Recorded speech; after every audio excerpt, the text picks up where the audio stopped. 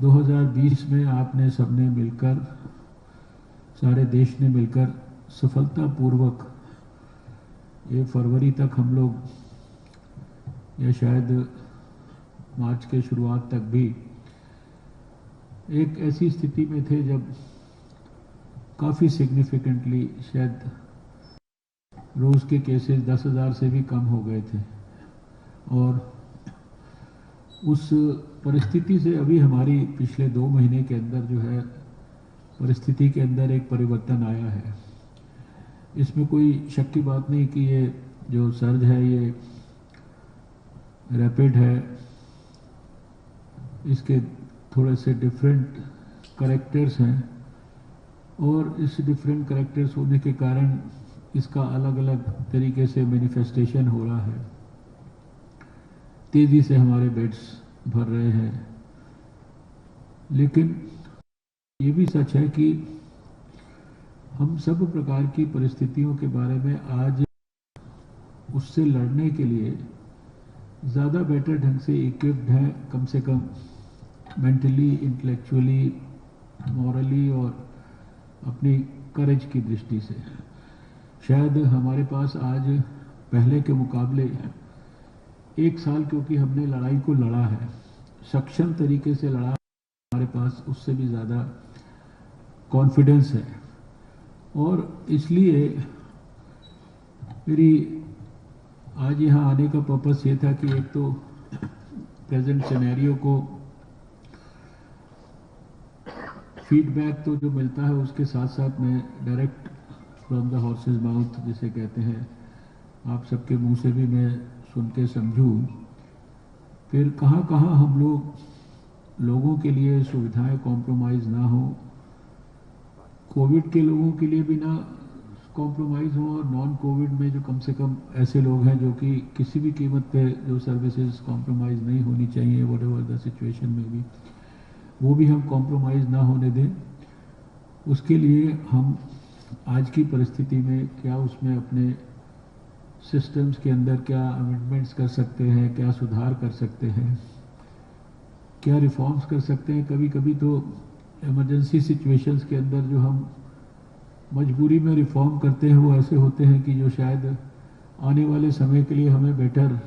तरीके से काम करने के लिए भी मौका देते हैं। तो इस दृष्टि से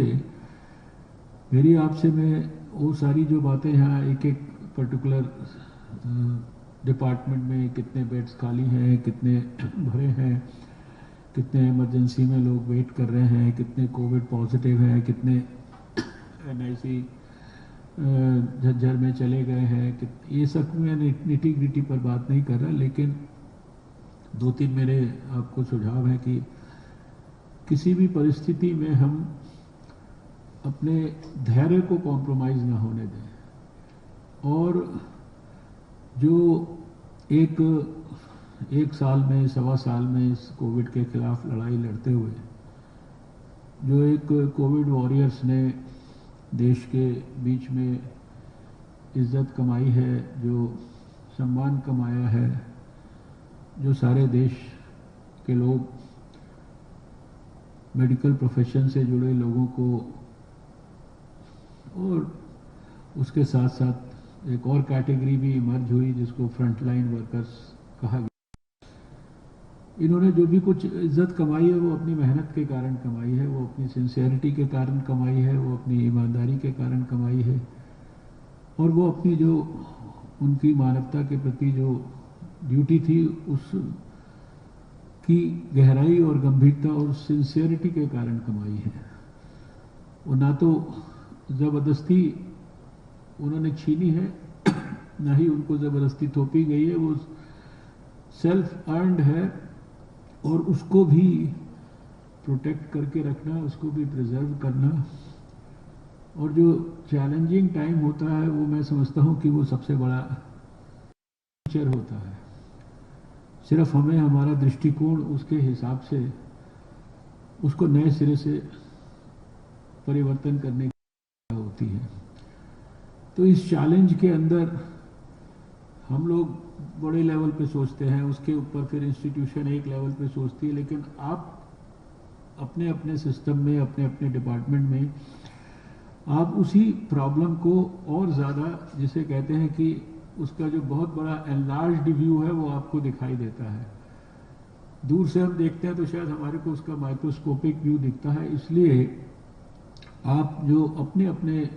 सब्जेक्ट्स को डील कर रहे हैं, अपने अपने डिपार्टमेंट्स को डील कर रहे हैं, वहाँ पर आज की जो परिस्थिति है या उस परिस्थिति को भी और हम कुछ फर्दर भी एनलार्ज या स्केल अप करके देख लें कि शायद ये और इतना बढ़ भी जाए तो भी हमें उस परिस्थिति में और क्या क्या अमेंड्स करने हैं और क्या क्या हम कर सकते हैं। कुछ सॉल्यूशंस डिफिकल्ट भी हो सकते हैं, कुछ सॉल्यूशंस बिल्कुल सिंपल भी हो सकते हैं। और उसके लिए मेरा सुझाव है कि अपने अपने डिपार्टमेंट्स में थोड़ा थोड़ा जिम्मेदार लोग ब्रेनस्टॉर्मिंग रेगुलरली करें।